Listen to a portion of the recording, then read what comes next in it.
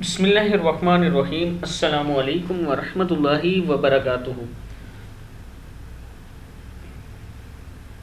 عابد راج channel کی طرف سے آج میں آپ کو رسول اللہ صلی اللہ علیہ وسلم کے فرمان کے مطابق قیامت کی 13 نشانیاں بتاؤں گا جو ایک حدیث میں لکھی گئی ہیں۔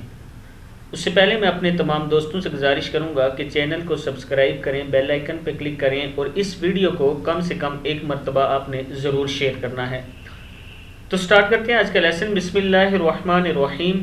قیامت کی 13 نشانیاں ہیں۔ قیامت کی 13 نشانیاں اس حدیث میں بیان کی گئی ہیں جسے حضرت ابو ہریرہ رضی اللہ تعالیٰ عنہ نے بیان کیا ہے کہ رسول اللہ صلی اللہ علیہ وسلم نے فرمایا، نمبر 1 نشانی جو ہے جب مال فے کی بندر بانٹ ہونے لگے گی، یعنی غیر مسلموں سے بغیر جنگ کے جو مال ہاتھ لگے، ہوا اس طور پر کہ کفار چھوڑ کر چلے جائیں یا جزیے کے طور پر ادا کریں۔ شرعی اصطلاحات میں دونوں کی فے کہا جاتا ہے۔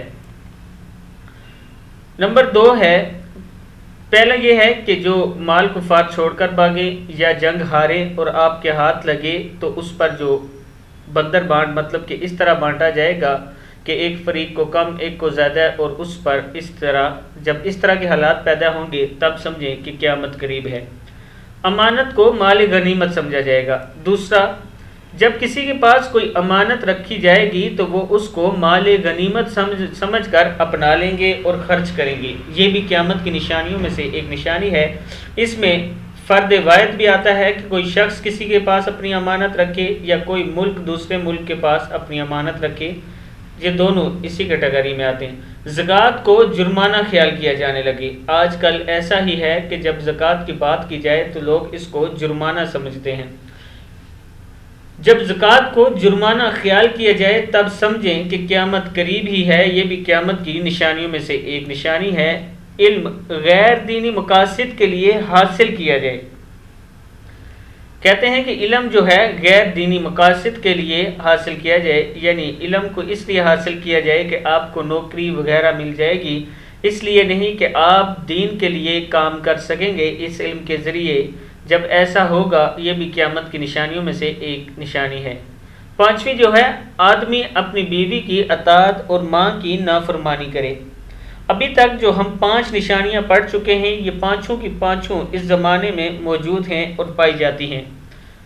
دوست کو قریب کرے اور باپ کو دور کرے، یہ نشانی بھی ہمارے اس زمانے میں پائی جاتی ہے۔ مساجد سے آوازیں بلند ہونے لگیں۔ ذرا غور کریں کہ آج کل ہماری مساجد میں بھی اس طرح کے حالات پیدا ہو رہے ہیں اور آوازیں بلند ہوتی ہیں۔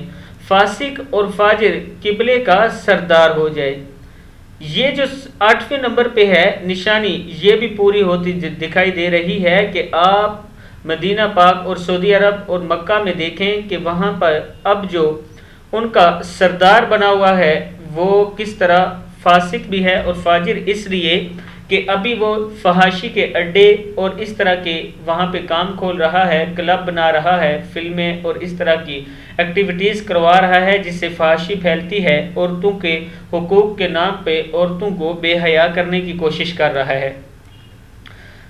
9 نمبر پہ ہے، گھٹیا ترین انسان قوم کا سردار ہو۔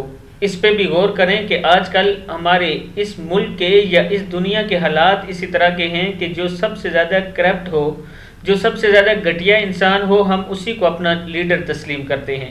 آدمی کی عزت اس کے شر کے خوف سے کی جائے، مطلب کہ آپ کسی کی عزت صرف اس لیے کریں گے کہ وہ آپ کو کوئی نقصان نہ پہنچا دے، اس لیے جی سر اور یس سر کرتے اس کے ساتھ پھریں گے۔ یہ بھی قیامت کی ایک نشانی ہے۔ ناچنے گانے والیوں اور آلات و موسیقی عام ہو جائے گا۔ ناچ گانا آلات و موسیقی عام ہو جائے گا، وہ بھی آپ ہر گھر میں اور ہر جیب میں آپ کو ملے گا موبائل کی صورت میں۔ شراب پی جائے گی، شراب بھی عام ہو چکی ہے ہمارے معاشرے میں۔ امت کے آخری زمانے کے لوگ پہلے لوگوں پر لعنت کریں گے، یہ بھی ہمارے اس زمانے میں اب دیکھیں کہ کس طرح عام ہو چکا ہے۔ کل ہی ایک ٹی وی چینل، اب تک میرے خیال سے ٹی وی چینل کا نام ہے، اس پر صحابہ کرام کی گستاخی کی گئی ہے، حضرت ابو بکر صدیق رضی اللہ تعالیٰ عنہ کی شان میں گستاخی کی گئی ہے۔ تو یہ دیکھیں 13 نمبر جو ہے یہ بھی عام ہو چکی ہے۔ یہ بھی جو 13 نمبر پہ امت کے آخری زمانے کے لوگ پہلے لوگوں پر لعنت کریں گے، یہ نشانی بھی اس زمانے میں پائی جاتی ہے۔ تو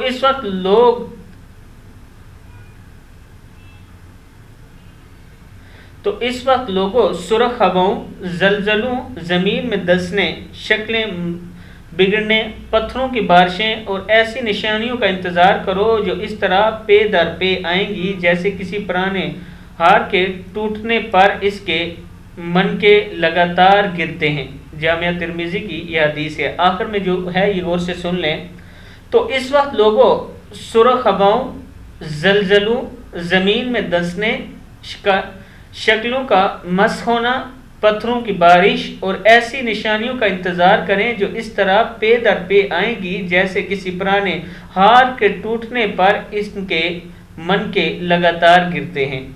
یہ جامعہ ترمذی کی حدیث ہے۔ آج میں نے آپ کو قیامت کی نشانیاں 13 نشانیاں بتائی۔ اگر آپ غور سے سنیں اور ان پر غور کریں تو آپ کو یہ ساری نشانیاں اپنے زمانے میں پائیں گے۔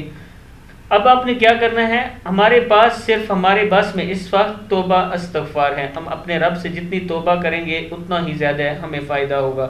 اپنے تمام دوستوں سے گزارش کروں گا کہ دن رات توبہ استغفار کیا کریں۔ السلام علیکم ورحمۃ اللہ وبرکاتہ۔